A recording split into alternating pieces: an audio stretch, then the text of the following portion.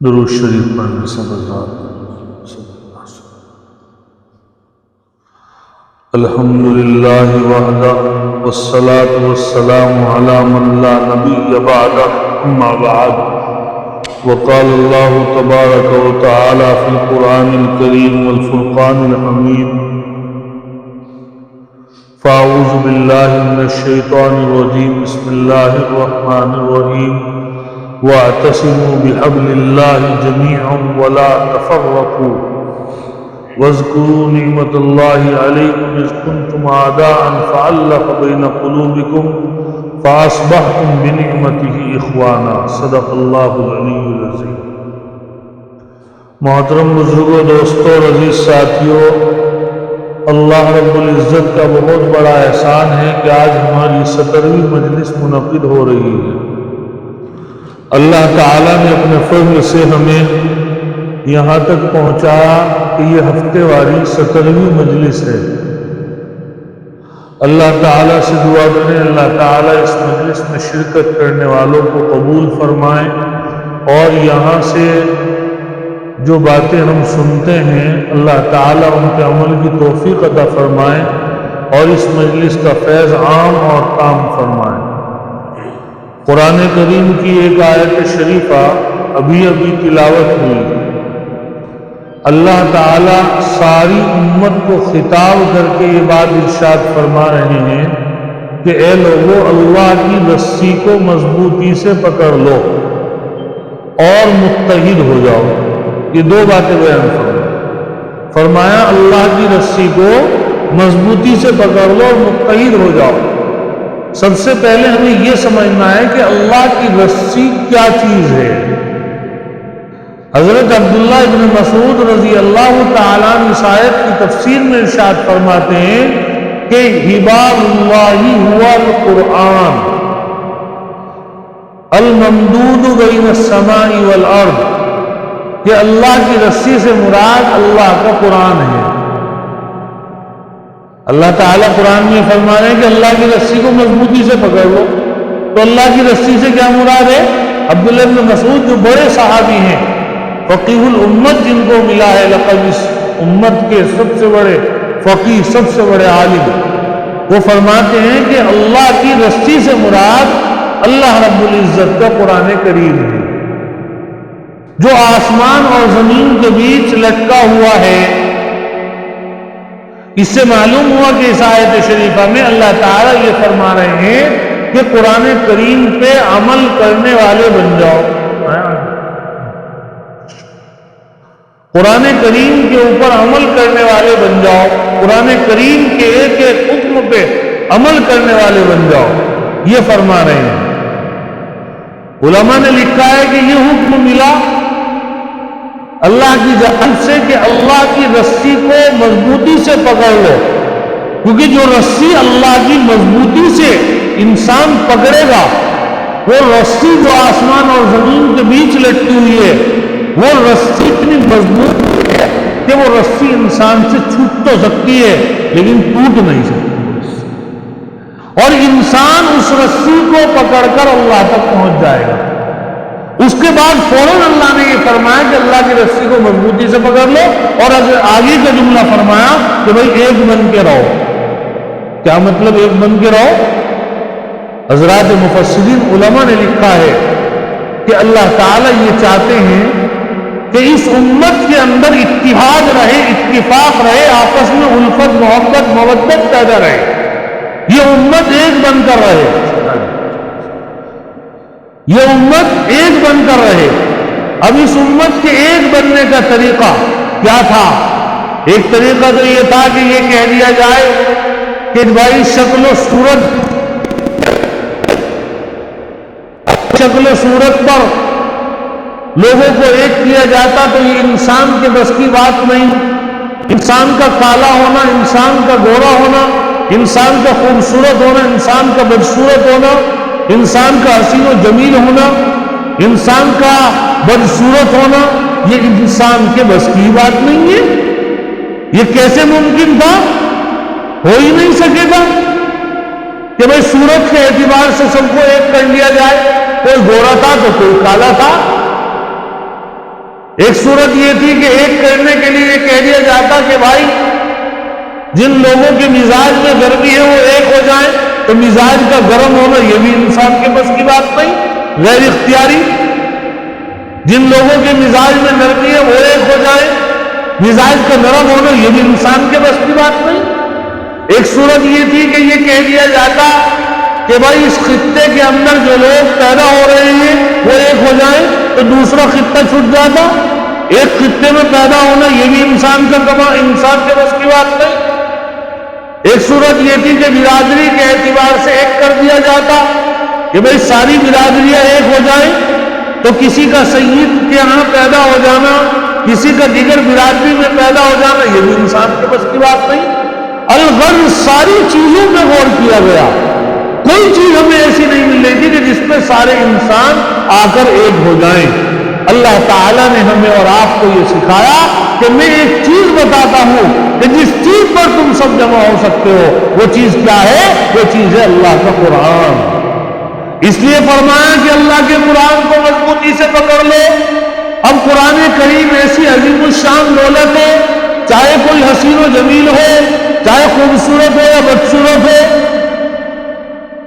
چاہے کوئی مرد ہو یا عورت ہو، چاہے کوئی اچھے رنگ کا ہو یا برے رنگ کا ہو، چاہے کوئی اونچے خاندان کا ہو یا نیچے کے خاندان کا ہو، چاہے وہ کسی بھی ملک کا رہنے والا ہو، کسی بھی ملک کا اور کسی بھی خطے میں اس کی پیدائش ہوئی ہو، وہ یہ کہہ سکتا ہے کہ بھائی جو قرآن کہہ رہا ہے وہی ہمارا ایمان ہے۔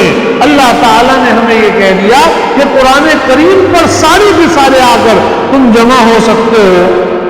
اللہ نے ہمیں ایسی چیز عطا فرما دی جس میں ذرہ برابر بھی اختلاف کرنے کی گنجائش نہیں، اور یہ بات حقیقت بھی ہے۔ عرب کا رہنے والا ہو، عجم کا رہنے والا ہو، بادشاہ ہو یا رعایا ہو، امیر ہو یا غریب ہو، فقیر ہو یا محتاج ہو، ظالم ہو یا مظلوم ہو، بڑا ہو یا چھوٹا ہو، مرد ہو یا عورت ہو، اونچے نسب والا ہو یا چھوٹے نسب والا ہو، بڑے خاندان والا ہو یا بڑی برادری والا ہو، کسی بھی خطے کے اندر پیدا ہوا ہو، اگر اس کا قرآن کے اوپر ایمان ہے تو وہ ہماری جماعت کا فرد ہے، ہماری جماعت کا حصہ ہے، اور اگر اس کا ایمان قرآن کے اوپر نہیں ہے تو وہ ہماری جماعت کا حصہ نہیں۔ یہی وجہ ہے کہ اللہ تعالیٰ نے قرآن کریم میں یہ ارشاد فرمایا کہ دیکھو انسان جو ہیں، انسان کو اگر تقسیم کرنا چاہتے ہو تو نہ ان کو برادری پہ تقسیم کرو، نہ ان کو رنگ و نسل پہ تقسیم کرو، نہ ان کو خطے کے اعتبار سے تقسیم کرو، نہ ملکوں کے اعتبار سے تقسیم کرو، کسی اعتبار سے ان کی تقسیم نہیں۔ ان کی اگر تقسیم دیکھنی ہے تو دو ہی تقسیمیں ہیں، انسان دو جماعتوں کے اندر بچ سکتے ہیں۔ ایک جماعت وہ ہے جو اللہ کی رسی کو پکڑے ہوئے ہے، قرآن پر عمل کیے ہوئے ہے، اور ایک جماعت وہ ہے جو اللہ کی رسی کو چھوڑے ہوئے ہے، وہ کافروں کی جماعت ہے۔ ایک جماعت اللہ نے قرآن میں فرمایا وَالَّذِي خَلَقَكُمْ فَمِنْكُمْ كَافِرٌ وَمِنْكُمْ مُؤْمِنٌ۔ ایک جماعت وہ ہے جو اللہ کی رسی کو پکڑ رہی، اللہ کے قرآن کو مان رہی ہے، وہ مومنوں کی جماعت ہے، اور ایک جماعت وہ ہے جو اللہ کی قرآن کا انکار کر رہی، وہ کافروں کی جماعت ہے۔ اس کے علاوہ حضرت نبی علیہ السلام نے خطبہ حجۃ الوداع میں ارشاد فرمایا، اپنی اونٹنی پر کھڑے ہو کر سارے لوگ سن رہے ہیں، 1,20,000 صحابہ کا مجمع سن رہا ہے، آپ صلی اللہ علیہ وسلم کا آخری حج ہے، اس کے چند مہینوں کے بعد آپ کی وفات ہو جانے والی ہے، آپ پوری نبوت کا خلاصہ بیان فرما رہے ہیں، آپ ساری نبوت کی تعلیمات کا ماحصل بیان کر رہے ہیں، آپ میدان عرفات میں کھڑے ہیں، تمام صحابہ بڑے بڑے اجل صحابہ موجود ہیں، اور ان کو آپ مخاطب کر کے یہ بتانا چاہتے ہیں کہ لوگوں سن لو، اچھی طرح سن لو، اللہ تعالیٰ نے جو چیزیں مجھے عطا کی تھی میں نے وہ تمام چیزیں تم تک پہنچا دی۔ یاد رکھو کسی کو کسی پر فضیلت نہیں ہے، کوئی بڑا چھوٹا نہیں ہے اسلام کے اندر، ایسا نہیں ہے کہ کوئی اونچے خاندان والا وہ بڑا ہو اور کوئی نیچے خاندان والا وہ چھوٹا ہو، کسی عربی کو اجمی پر فضیلت نہیں، کسی اجمی کو عربی پر فضیلت نہیں، کسی کالے کو گورے پر فضیلت نہیں، کسی گورے کو کالے پر فضیلت نہیں۔ اللہ تعالیٰ کے نبی صلی اللہ علیہ وسلم نے فرمایا اگر مسلمانوں نے کسی کو ایک دوسرے پر فضیلت ہے تو وہ تقوی کے اعتبار سے ہے کہ کوئی آدمی تقوی میں بڑا ہوا ہے، اللہ کے یہاں اس کا مقام اونچا ہے، کوئی آدمی کم تقوی والا ہے، اللہ کے یہاں اس کا مقام نیچا ہے، ورنہ کوئی کسی کو یہ حق حاصل نہیں کہ کوئی یہ کہہ دے کہ میں فلاں سے بڑا ہوا ہوں اور میں فلاں سے چھوٹا ہوں۔ سارے کے سارے مسلمان ایک جماعت کی طرح ہیں۔ اسی لیے قرآن کریم کے اندر اللہ تعالیٰ نے تمام امت مسلمہ کو کیا کہا؟ کنتم خیر امت، امت کہا ہے۔ امت کے معنی اس چیز کے، امت کے معنی مفسرین نے لکھا ہے کہ امت کہتے ہیں اس جماعت کو جو کسی ایک چیز پر اکٹھی ہو چکی ہو، کیونکہ مسلمان سارے کے سارے اللہ کے قرآن پر اکٹھے ہیں، اللہ کے نام پر اکٹھے ہیں، ان کا ایمان ہے کہ اللہ کی ذات موجود ہے، ان کا ایمان ہے نبی علیہ السلام اللہ کے سچے رسول ہیں، ان کا ایمان ہے قرآن اللہ کا کلام ہے، ان کا اللہ ایک، ان کا رسول ایک، ان کا قرآن ایک، ان کا مذہب اسلام، اور ان کے ماننے والے۔ کیا اچھی بات تھی کہ وہ بھی ہو جاتے، کیا اچھی بات تھی کہ ہم ایک دوسرے کے ساتھ مل کر زندگی گزاریں، اتفاق و اتحاد کے ساتھ رہیں، الفت و محبت کے ساتھ رہیں، مودت کے ساتھ رہیں، ہم اپنے کو کسی کے اوپر ترجیح نہ دیں کہ میں بڑا ہوں میں چھوٹا ہوں۔ اللہ قرآن میں کہہ رہے ہیں یا ایھا الناس انا خلقناکم من ذکر و انثی، اے لوگوں ہم نے تم کو پیدا کیا، کچھ مرد ہیں کچھ عورتیں ہیں، وجعلناکم شعوبا، تمہارے ہم نے خاندان بنائے، وقبائل، کچھ قبیلے بنائے، اور یہ خاندان اور یہ قبیلے اس لیے نہیں کہ کوئی بڑے خاندان والا یہ کہہ دے کہ ہاں میرا رتبہ بڑا ہے، نہیں، لتعارفوا، یہ دنیا میں ایک دوسرے کی پہچان کے لیے ہے بس۔ قبائل کا ہونا، خاندانوں کا ہونا، برادریوں کا ہونا، یہ کیا ہے؟ یہ اس لیے ہے کہ ایک دوسرے کی پہچان بن گئی، بس پہچان کے لیے دنیا کے اندر۔ اللہ نے آگے کہہ دیا ان اکرمکم عند اللہ اتقاکم، اللہ کے یہاں کوئی برادری نہیں چلے گی۔ فرمایا نبی علیہ السلام نے من بطأ بہ عمل لم یسرع بہ نسب، جس آدمی کو اس کے عمل نے سست بنا دیا اس کا خاندان اس کو بچا نہیں پائے گا، چاہے جتنے بڑے خاندان کا آدمی ہو، اگر اس کے پاس اعمال نہیں ہے اللہ کے یہاں وہ مقبول و محبوب نہیں۔ اللہ کے یہاں سب سے زیادہ مقبول، سب سے زیادہ عزت والا، سب سے زیادہ احترام والا، سب سے زیادہ محترم، سب سے زیادہ اللہ کے یہاں قابل قبول کون ہے؟ اللہ کہہ رہے ہیں ان اکرمکم عند اللہ اتقاکم، جو ہمارے سے سب سے زیادہ ڈرتا ہے۔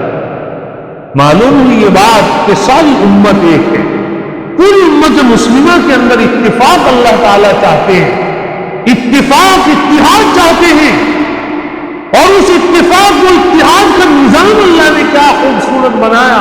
ہماری شریعت پر قربان جائے ہم، کتنا خوبصورت نظام آپس میں جوڑنے کے لیے ہمیں اور آپ کو بنایا گیا۔ اللہ تعالیٰ نے دیکھو، اللہ یہ چاہتے ہیں کہ محلوں کے اندر اتفاق رہے۔ اللہ نے ہمیں ایک ٹائم میں حکم دیا کہ بھائی 5 وقت کی نماز مسجد میں پڑھا کرو، 5 وقت کی نماز مسجد میں پڑھا کرو۔ فرمایا ہمارے آقا علیہ السلام نے لا صلاۃ لجار المسجد الا فی المسجد، مسجد کا جو پڑوسی ہے اس کی نماز فقط مسجد میں ہوگی۔ اللہ چاہتے ہیں مسجدوں میں آئیں سب، جب ایک محلے کے آدمی 5 وقت مسجد میں آئیں گے، ایک صف میں کھڑے ہوں گے، اور وہ سب کیا خوبصورت نظام ہے اللہ کا، چاہے کتنا بڑا امیر ہو، جتنا بڑا عہدیدار ہو، کتنا ہی بڑا مالدار ہو، کتنا ہی بڑا سرمایہ دار ہو، کتنا ہی بڑا حاکم ہو، کتنا ہی بڑا عالم ہو، کتنا ہی بڑا بزرگ ہو، کتنا ہی بڑا جو تقوی والا ہو، جب اللہ کے دربار میں جائے گا صف میں کھڑا ہوگا، وہ یہ نہیں کہہ سکتا کہ یہ میری جگہ ہے، میں VIP آدمی ہوں، میں بڑا آدمی ہوں، میرے برابر میں کوئی چھوٹا آدمی نہ لگے۔ اللہ کے دربار میں صفیں لگیں گی اور ان سب کے اندر سارے کے سارے برابر کھڑے ہوں گے۔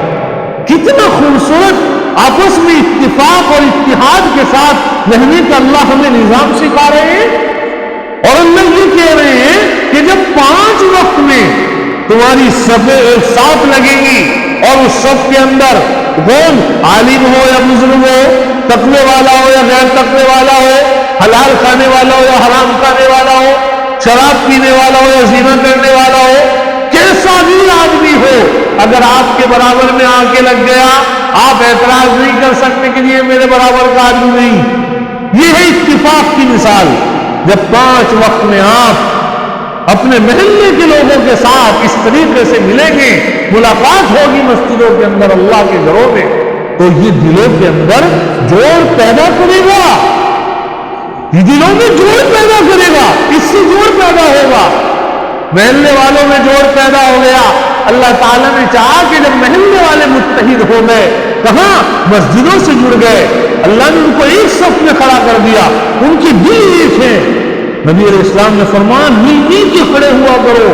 ایک حدیث ہے صحابہ جو ہے تھوڑے الگ الگ کھڑے ہوئے تھے صفوں میں، حضور نے فرمایا میں جس طرح آگے سے دیکھتا ہوں نا، اسی طرح پیچھے سے بھی دیکھتا ہوں، میں تمہیں دیکھ رہا ہوں کہ تم جدا جدا کھڑے ہو، تم مل مل کر کھڑے ہوا کرو۔ مل مل کر اگر مسلمان کھڑے ہوں گے، علماء فرماتے ہیں کہ اللہ تعالیٰ دلوں کے اندر جوڑ پیدا کرے، دلوں میں توڑ پیدا نہیں ہوگا۔ صفوں کے اندر ملنے کا حکم اسی لیے ہے، سووا صفوفکم فإن تسویۃ الصفوف من تمام الصلاۃ، صفوں کو سیدھی کرو، جس آدمی کی صفیں برابر ہوں گی جن لوگوں کی، وہ نماز کے کمال کا حصہ ہے۔ محلے میں اتفاق ہو گیا، 5 وقت جب آپ کسی سے ملو گے تو تمہارے دل میں کوئی شکایت نہیں ہوگی۔ مسجدوں میں جانے کا مقصد یہ ہے، مسجدوں میں ان نیتوں سے جاؤ، اپنے بھائیوں سے ملاقات کرنی ہے۔ دلوں کے اندر جو بغض و عداوت، کینہ، کپٹ، حسد، دشمنیاں اپنے بھائیوں کی طرف سے بھری ہوئی ہیں، جب ہم مسجد میں جائیں اور ان کے برابر میں کھڑے ہو جائیں، اللہ کے دربار میں حاضر ہو گئے، وہ کینہ، کپٹ، دشمنی، عداوت، بغض نکل جانا چاہیے دل سے، اور سارا محلہ متحد ہو جائے۔ محلہ متحد ہو گیا، اب اللہ نے یہ چاہا کہ بھائی پوری بستی متحد ہو جائے، پوری بستی متحد ہونے کے لیے اللہ تعالیٰ نے ایک نظام بنایا کہ بھائی جمعے کے دن بڑی مسجد میں جا کے سب جمعہ پڑھا کرو، اور وہاں ساری بستی کے لوگ آتے ہیں، وہ سب ایک ساتھ ہفتے میں ملیں گے، ایک دوسرے سے ملاقاتیں ہوں گی، ایک دوسرے کی زیارت ہوگی، ایک دوسرے سے مصافحہ ہوگا، دلوں میں جوڑ پیدا ہوگا، الفت پیدا ہوگی، تعلق بڑھے گا، ایک دوسرے کی خیر خیریت معلوم کریں گے، ایک دوسرے سے لگاؤ پیدا ہوگا، پوری بستی کے اندر اتفاق ہو جائے گا۔ جب آپ جمعے کے اندر سب سے ملو گے، اب تو جگہ جگہ جمعے، جگہ جگہ مسجدوں کے اندر جمعے۔ شریعت یہ چاہتی ہے کہ بڑی مسجد کے اندر جمعہ ہونا چاہیے، یہ نہیں کہ 2 صفوں میں جمعہ ہو رہا۔ مقصد شریعت فوت ہو جاتا ہے۔ شریعت کا مقصد یہ ہے کہ اگر کسی گاؤں کے اندر بھی جمعہ ہو رہا تو ایک مسجد منتخب کریں، سارا گاؤں وہاں آ کر نماز پڑھے، تاکہ شریعت کو جو ہے، شریعت کا جو مقصد ہے وہ حاصل ہو جائے۔ ہر آدمی اپنی مسجد کے اندر جمعہ کرنے کے لیے تیار بیٹھا ہے، مقصد شریعت نہیں سمجھتے ہم لوگ۔ پوری بستی کے اندر اتفاق ہو گیا، ہر ہفتے روزانہ، ہر ہفتے ملاقات ہوتی ہے۔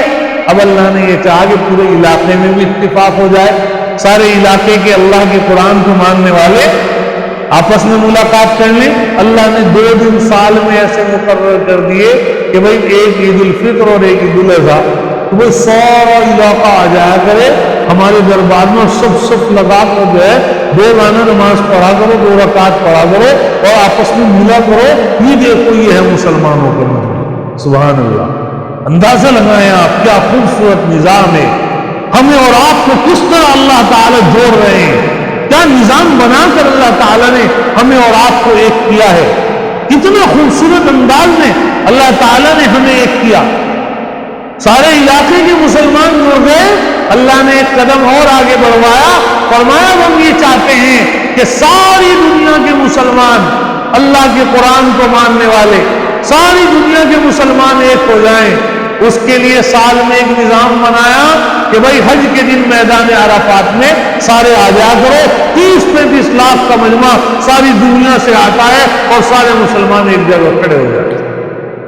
یہ ہے اتحاد، اسے کہتے ہیں اتفاق۔ اس لیے میرے بھائیوں، بزرگوں، دوستوں، آپس کے بہت سارے جھگڑے برپا ہو رہے ہیں، اختلاف ہو رہے ہیں، خاندانوں میں اختلاف، بھائیوں میں اختلاف، رشتہ داروں میں اختلاف، دوستوں میں اختلاف، محلے والوں میں اختلاف، ایک دوسرے کو دیکھنے کو تیار نہیں ہیں ہم لوگ. ہم کس کے ماننے والے ہیں؟ ہمارے اندر آپس میں اتفاق کیوں نہیں ہو رہا ہے؟ جب ہمارا اللہ ایک ہے، ہمارے نبی ایک ہے، ہمارا کلمہ ایک ہے، ہمارا قرآن ایک ہے، ہمارا مذہب ایک ہے، ہمارا دین ایک ہے، ہمارا اسلام ایک ہے، تو کیا اچھی بات ہے کہ ہمارے دلوں کے اندر جو بغض ایک دوسرے سے آ رہا ہے وہ بھی ختم ہو جائے اور ہم سب ایک پلیٹ فارم پر آ کر ایک بن جائیں، ہم سب ایک ہو جائیں. ہمیں ایک ہونا چاہیے. ضرورت ہے، سخت ترین ضرورت ہے ایک ہونے کی. مسلمانوں کو ایک ہونے کی سخت ترین ضرورت ہے. مسلمانوں کا اتفاق، مسلمانوں کا اتحاد. اللہ کے نبی دعا فرما رہے ہیں، اللہم الف بین قلوبنا، اے اللہ ہمارے دلوں کو جوڑ دے. حضور دعا کر رہے ہیں ہمارے دل جڑ جائیں آپس میں، ایک دوسرے کے لیے خیر خواہی کا جذبہ پیدا ہو جائے. نبی علیہ السلام نے کیا فرمایا کہ تمام ایمان والے دنیا کے اندر بھائی بھائی ہیں. قرآن کریم میں اللہ نے کیا فرمایا؟ تمام ایمان والے دنیا کے کسی بھی کونے کے اندر وہ رہ رہے ہو، انما المؤمنون اخوہ، سارے کے سارے بھائی بھائی ہیں. کیا فرمایا نبی علیہ السلام نے؟ سارے ایمان والے ایک جسم کی طرح ہیں. ایک جسم میں اگر کسی ایک عضو کو تکلیف ہوتی ہے پورا جسم پریشان ہو جاتا ہے. مسلمانوں کا اتحاد ایسا ہے، اگر ایک مسلمان کو تکلیف ہو جائے تو سارے مسلمانوں کو پریشانی ہونی چاہیے. یہ ایسا اتحاد ہمارے بیچ ہونا چاہیے، ایسا اتفاق ہمارے بیچ ہونا چاہیے. نبی علیہ السلام نے ایک روایت میں فرمایا، اللہ کو یہ بات بالکل پسند نہیں ہے کہ دو بھائی ملاقات کریں، وَيُعْرِضُ عَنْ هَٰذَا وَيُعْرِضُ عَنْ هَٰذَا، ایک ادھر منہ گھما لے اور ایک ادھر منہ گھما لے. اللہ کو پسند نہیں یہ چیز، ایک دوسرے کو دیکھنے کے لیے تیار نہیں. فرمایا اگر آپس میں کوئی بات ہو جائے، خَيْرُهُمَا الَّذِي يَبْدَأُ بِالسَّلَامِ، ان دونوں میں بہترین آدمی وہ ہے کہ جو سلام سے پہل کر لے کہ بھائی میری طرف سے کوئی بات نہیں، میں تو سلام کروں گا، میرا بھائی میرے بارے میں کچھ بھی سوچے مجھے کوئی فرق نہیں پڑتا. اپنی طرف سے الفت، محبت، مودت پیدا کیجیے گا. اللہ تعالیٰ نے آپس میں ایک ساتھ رہنے کے کتنے خوبصورت خوبصورت نظام ہمارے لیے دیے ہیں. شریعت میں کیسی کیسی تعلیمات. جب بھی ملو بھائی سلام کرو، سلام کرو، جب بھی ملو سلام کرو. دنیا کوئی گڈ مارننگ کہہ رہی ہے، کوئی نمسکار نمستے کہہ رہا ہے.